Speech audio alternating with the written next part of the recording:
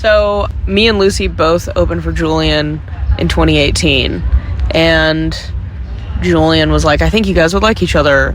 Let's go on tour. And so we did.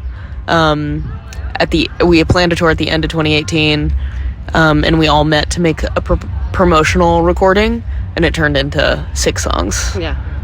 So fast friends. Yeah. Do you remember what was like the initial bond between you, or what motivated you to do music together? Well, I think it was a time like when I met Phoebe and when I met Lucy as well. We were all about the same age. We were all touring at about the same level at that time and kind of experiencing like a really fast change in our careers, and had all like made music independently and with bands like in our communities, and been a part of the DIY scene in Los Angeles and Richmond and Memphis, Tennessee. And I think it was nice to have somebody, like, to have folks I could relate to on a really immediate, intuitive level. So at least for me, it felt like there's a respite in being able to communicate with them. Yeah. And then also, like, it made, I think that, like, establishing that trust made, like, a creative rapport a lot more possible to develop. Yeah. So at that moment, you were both like experiencing a lot of success in your solo projects.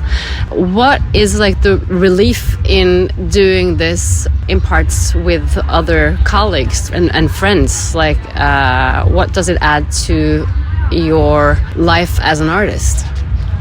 I get particularly exhausted by the release schedule and the expectations on one project, you know? Like, so my first name, last name project is like, if I were kind of on a normal trajectory, I think it'd be more like, you tour a little bit, you put it out an album every 2 years, you tour a little bit, you do it again.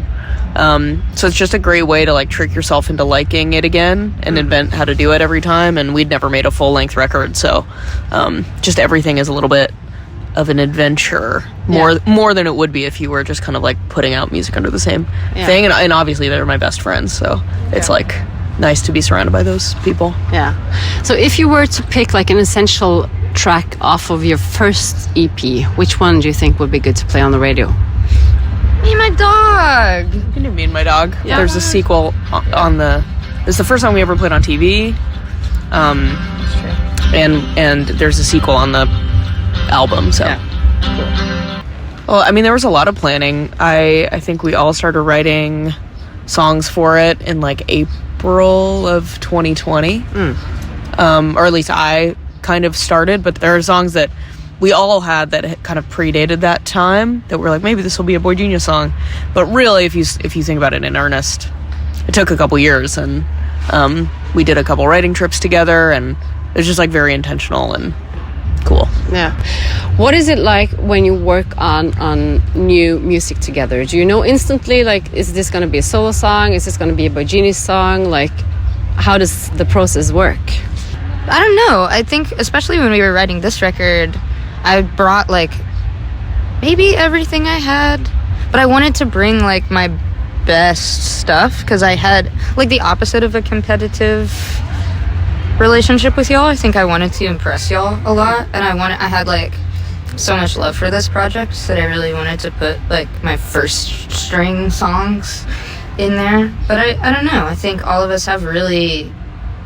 There's a deep contrast between our writing processes, and I think that's what makes it helpful for us to all, like, cycle through in speed and, like, sustained attention, and, like, how we each go about, like, distilling a song down into its final product. I think it's helpful to, like, turn something over, like, when I reach a barrier with a song, to be able to turn it over to Phoebe or to Lucy and say, like, you have an expertise or, like, an intuition with this that I don't have, so like, take it out of my hands, you know. Now, do you know instantly, because you switch up the vocal duties on some songs, like, do you know instantly which song would be a better fit for each other's voices? Across the board, mostly it's lyrics we've written that we sing. Yeah. But that is different on, like, 2 or 3 songs, just because of the way it kind of like maybe I wrote a verse first for like our song Strong Enough, for example. It was like I kind of took the first crack at the first verse that didn't end up making it.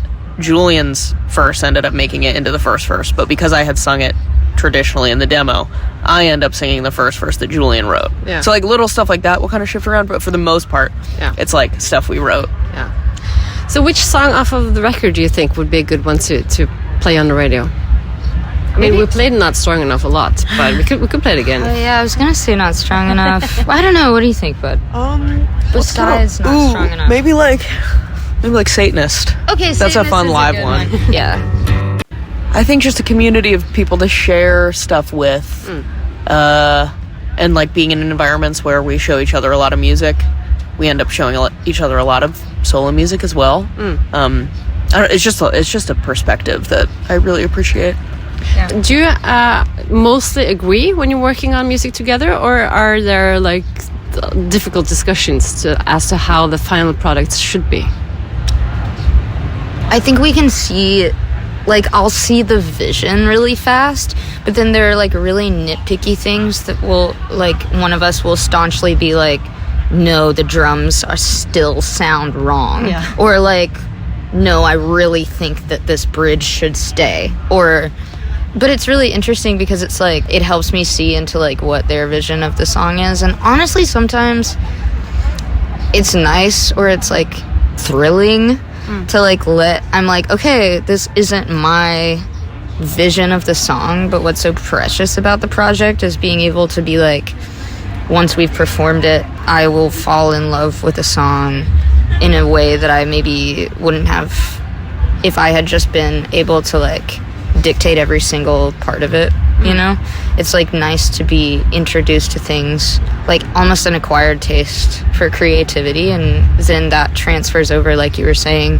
I feel like that transfers over into like making me more experimental, or like not even taking risks, but like making decisions I maybe would not have, you know, in my own music. Like, you happen to be very meticulous about like harmony construction and like when, like where the pitches are moving and like when they come in and when they cut out, like by the word, and then like thematically. I think that's something I've taken a big note out of your book on, is being way more like prosaic with how I construct a song, thinking about like in the production, the production being part of the storytelling in such a like theatrical way. I love theatrics. Yeah. You said a little bit about what you've learned off of working with Phoebe, or what inspires you by working with her. What is it about Julian and experiencing making music with her that has been the most important for you? Well, I have been inspired by Julian since before my first record came out. So it's actually like just kind of like deeply ingrained, and I don't even think about it anymore. Yeah. But my song Motion Sickness was just like, I had just finished a big tour with Julian and went home and was like, how can I write one of those? so it's just in there, you know? Like, I can't even look at it anymore because it's part of since I made my first record. Yeah.